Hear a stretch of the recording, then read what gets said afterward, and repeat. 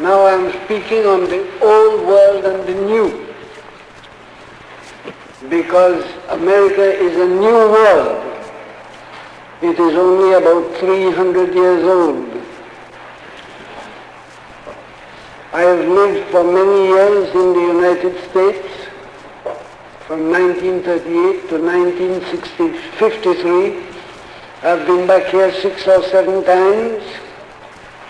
I've lived in England for many years, and I'm very familiar in my own view with how people in England think, and Europe in general, and how people in the United States think and write.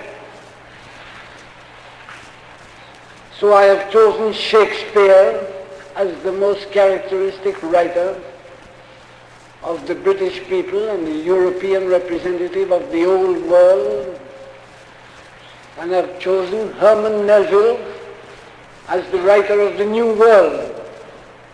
It is obvious that once I have chosen those individual writers as symptomatic of centuries of writing, that I shall have to concentrate and state exactly what I mean, so that there can be no mistake, and I will have to make clear what I do not mean.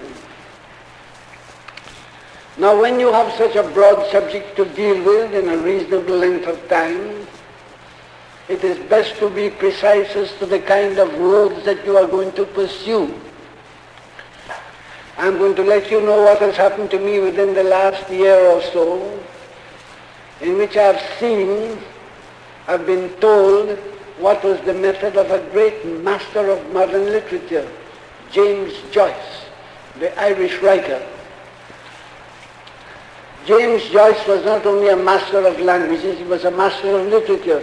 And he was living in Trieste or somewhere near to Italy, and some Italian students asked him, please to inform them about English literature.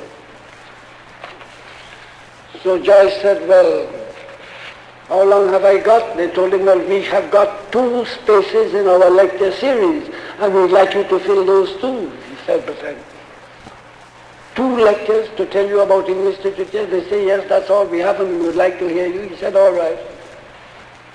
And he delivered 2 lectures, one on Daniel Defoe and one on William Blake. And then he told them, that's it. From the time I have heard that, I have never ceased to think of English literature and American literature too within those terms. On the one hand, Daniel Defoe, on the other hand, William Blake.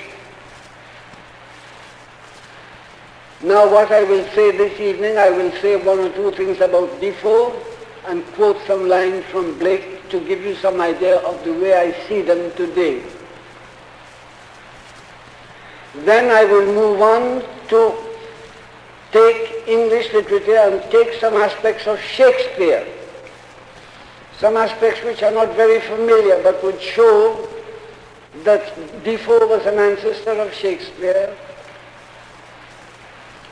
I will take some aspects of Shakespeare which are not very well known, which I very rarely see, but which I think you will recognize. Shakespeare is always very clear as to what he means. The people who make confusion about Shakespeare are professors. He himself does not. And then I shall take up some passages of Melville, about whom I have written a book. And then after that we shall be able to discuss with the necessary brevity the ancestors of these writers and their progeny. 1 or 2 writers who came before them and showed the kind of writing that they were likely to do, and the writers who have followed since and seen what way they can be related to Shakespeare in the English tradition and Melville in the American. So then, to begin with, Daniel Defoe and William Blake. Now, Daniel Defoe wrote various books, a whole lot of them I have learned this evening, but his most famous book is Robinson Crusoe. He also wrote another book which should be very popular today. It was about a woman who was a prostitute, Moll Flanders. It's a very interesting book, but it has never meant very much to me. I dare say people today would like it a lot. They seem to be very interested in that sort of book and personally. But Daniel Defoe's Robinson Crusoe is one of the great books of English literature. And what James Joyce meant was that in English literature, one of the strongest features is the actual sense of what is real, the empirical examining habit of the British people. They may go in for imagination, may even reach mysticism, but at the bottom is always a sense of the reality of what is actually taking place. And I'm going to choose to give you some idea of Defoe. You know the book where Daniel went and he found himself on an island and he built up some sort of life for himself. And the person who has said best what Daniel Defoe means to readers of English literature is no less a person than Karl Marx. Because in writing on commodities in volume 1 of Capital, he proceeds to write a page on Robinson Crusoe, which is really quite wonderful. He says, since Robinson Crusoe's experiences are a favorite theme with political economists, let us take a look at him on his island. Moderate though he be, yet some few wants he has to satisfy, and must therefore do a little useful work of various kinds, such as making tools and furniture, taming goats, fishing and hunting. Of his prayers and the like we take no account, since they are a source of pleasure to him, and he looks upon them as so much recreation. In spite of the variety of his work, he knows that his labor, whatever its form, is but the activity of one and the same Robinson, and consequently that it consists of nothing but different modes of human labor. Necessity itself compels him to apportion his time accurately between his different kinds of work. Whether one kind occupies a greater space in his general activity than another depends on the difficulties, greater or less as the case may be, to be overcome in attaining the useful effect aimed at. This our friend Robinson soon learns by experience, and having rescued a watch, ledger, and pen and ink from his wreck, commences like a true-born Briton to keep a set of books. That's absolutely correct. His stockbook contains a list of the objects of utility that belong to him, of the operations necessary for their production, and lastly of the labor time that definite quantities of these objects have on an average costing. All the relations between Robinson and the objects that form this wealth of his own creation are here so simple and clear as to be intelligible without exertion even to Mr. Sedley Taylor, Mr. Sedley Taylor being an economist whom Marx had conflicts with. So he endorses him here and establishes immortality. Or are here so simple and clear as to be intelligible without exertion even to Mr. Sedley Taylor. And yet these relations contain all that is essential to the determination of value. Let us now transport ourselves from Robinson's Island bathed in light to the European Middle Ages shrouded in darkness. Now Marx there had seen that despite the fact that Robinson was on an island by himself, except for when he got Friday to do some work with him and for him, all the characteristics he showed were essentially the characteristics of the capitalism that was beginning to establish itself in Europe at the time. This is not only the sense that Marx felt in the work, but a lot of people know that today. So I was careful that Defoe, although he was writing this story of a man on a desert island, was very much aware of the realistic element of the society in which he lived, and he transferred them over there, and we can see them very clearly today. Whether he himself saw it or not is not very important. The writer need not be quite conscious of all that he is doing. And Defoe was very clear as to what he was doing, because we can see today Robinson had all the essential qualities of those who were establishing capitalist society in Britain. Daniel wrote some other books, but I don't want to refer to those to call too many names who clutters up the business. I would go from Defoe and his sense of realism to William Blake. And I will choose one passage which you all know, his poetry more than his prose. Bring me my bow of burning gold. Bring me my ashes of desire. Bring me my spear, O clouds unfold, bring me my chariot of fire. He is mystical, the imagination ranging across the heavens. But he's an Englishman. He's an English writer, and he comes down from there as the English always do. I will not cease from mental fight, nor shall my sword sleep in my hand, till we have built Jerusalem in England's green and pleasant land. I want you to get that sharp combination. An Englishman can fly, can go very high, but he very rarely leaves the objective reality in the sense that Defoe always revealed there with his work. Now I will make the change very sharp. I go now for a moment to the Americans, and I go to Moby Dick. And the end of Moby Dick is, now small fowls flew screaming over the yet yawning gulf. A sullen white surf beat against its steep sides. Then all collapsed, and the great shroud of the sea rolled on as it rolled 5,000 years ago. There is nothing established there. There's a complete finish with that. Let me read it again. Now small fowls flew screaming over the yet yawning gulf. A sullen white surf beat against its steep sides. Then all collapsed, and the great shroud of the sea rolled on as it rolled 5,000 years ago. You see, Blake might talk about his bow of burning gold, his arrows of desire, bring me my spear, oh clouds unfold, bring me my chariot of fire, but he comes right back. I will not cease from mental fight, nor shall my sword sleep in my hand, till we have built Jerusalem in England's green and pleasant land. There is nothing to be built when Moby Dick is finished. Everything is swept away. Now I will read another poem, a section of Moby Dick that shows you quite clearly.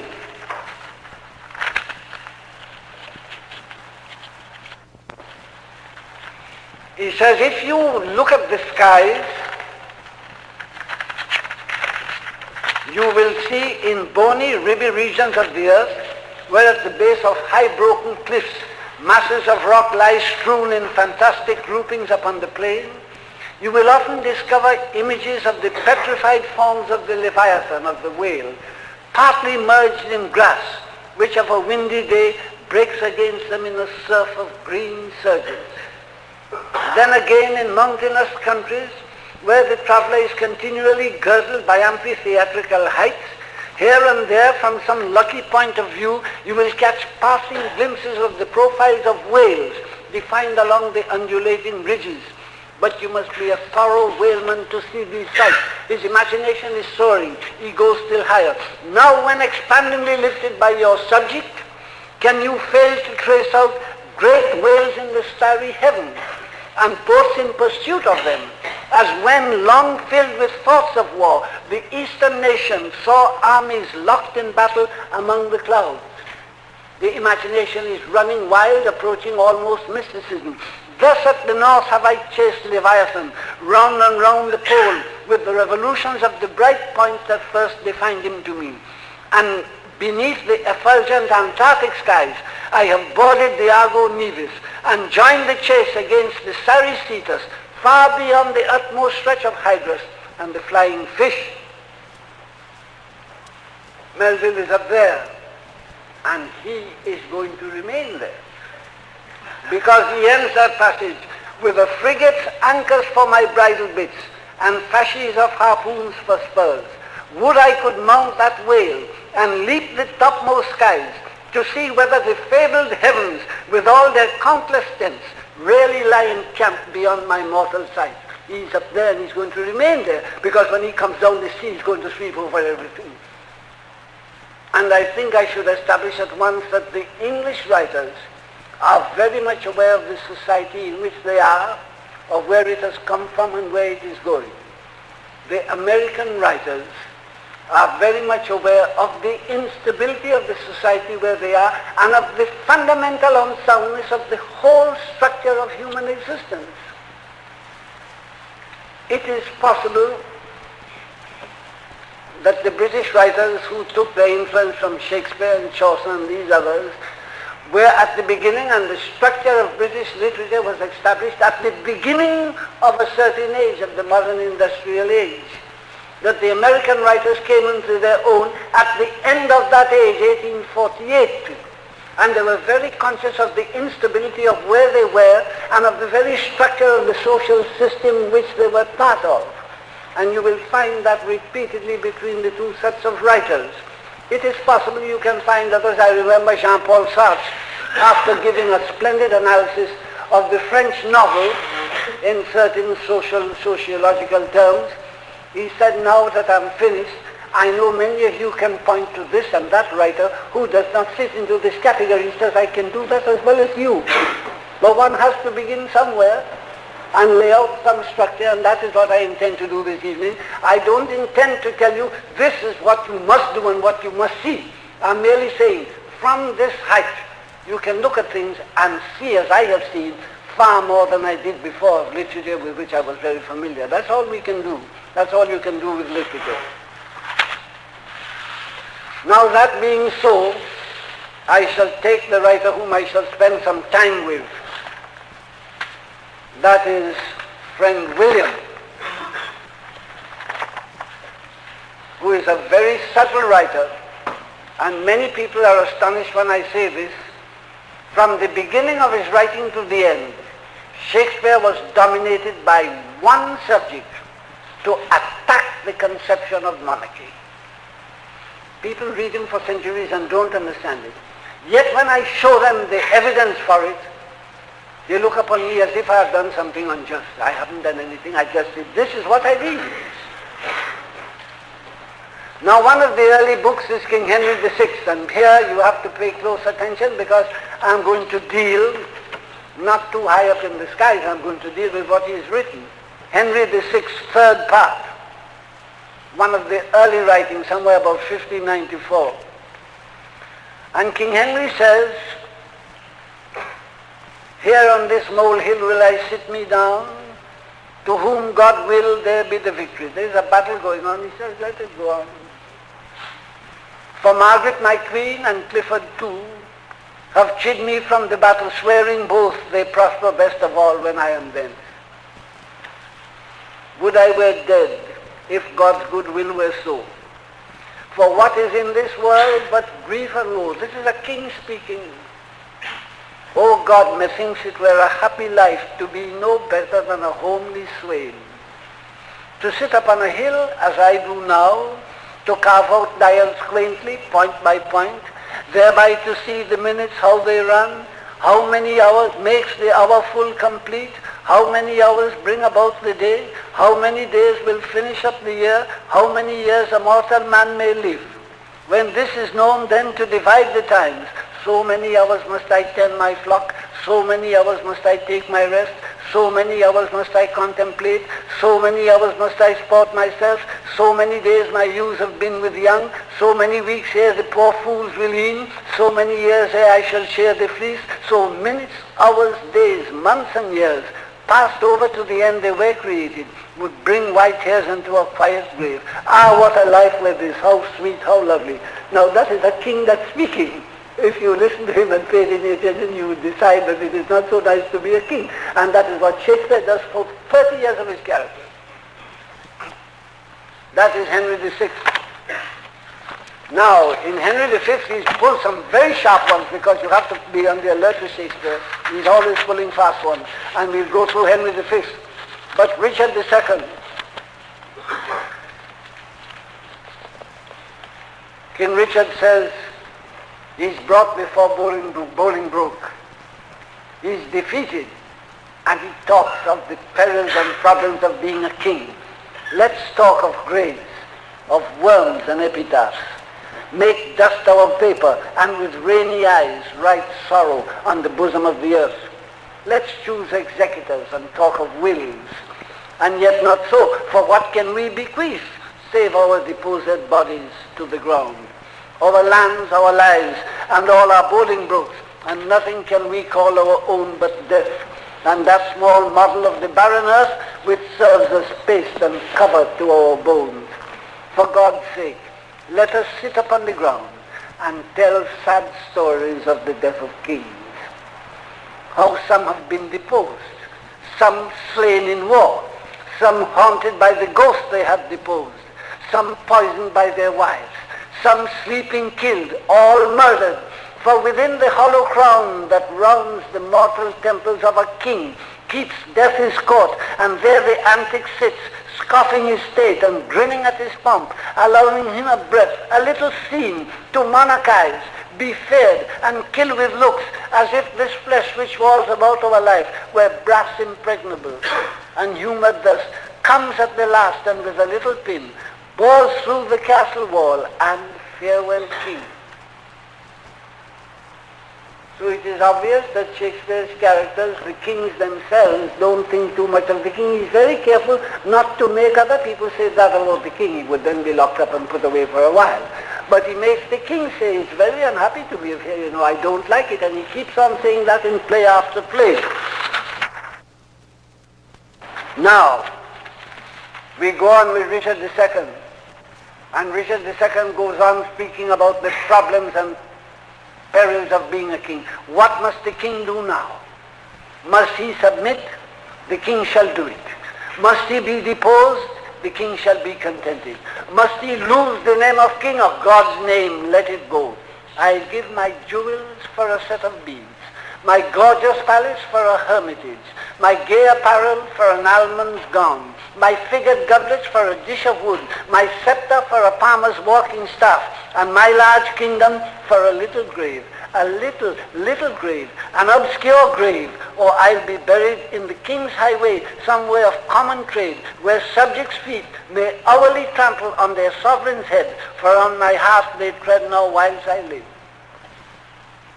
Once more, this question of the monarchy it is clear that Shakespeare has in mind, I am going to make this thing impossible for the king. Not only for us who are looking on, but it's quite impossible for any man to be a king, to be a monarch in the old sense. Now we can go to some very sharp work by Shakespeare. Henry V. I saw Sir Laurence Olivier, you may have seen the film, and he dodged the issue here. And he dodged it because he didn't have the nerve to face the public with it. I don't think that he didn't understand it, but he felt that it wasn't worthwhile doing. Henry V comes to the Archbishop of Canterbury and he tells him, I want to declare war against France. That is on the order of the day. And what I want you to do is to tell me if I am, from the point of view of religion and God, if I am justified. Now notice please how fast the one Shakespeare is pulling. King Henry comes in Canterbury, the Archbishop says, God and his angels guard your sacred throne and make you long become it. King Henry says, sure, we thank you. My learned Lord, we pray you to proceed and justly and religiously unfold while the law salique that they have in France, or should not, bar us in our claim. And God forbid, my dear unfaithful Lord, that you should fashion rest or bow your reading, or nicely charge your understanding soul with opening titles miscreate whose right suits not in native colors with the truth. That is a very fine statement. He says, now tell me what it is, what's the situation, and be sure to speak the truth. Now Canterbury is going to lie like anything, and Henry is going to know that he's lying, and is going to accept it as the truth. So we must understand that. Suits not in native colors with the truth, for God doth know how many now in health shall drop their blood in approbation of what your reverence shall incite us to. Therefore take heed how you impawn our person, how you awake our sleeping sword of war. We charge you in the name of God, take heed, for never two such kingdoms did contend without much fall of blood, etc.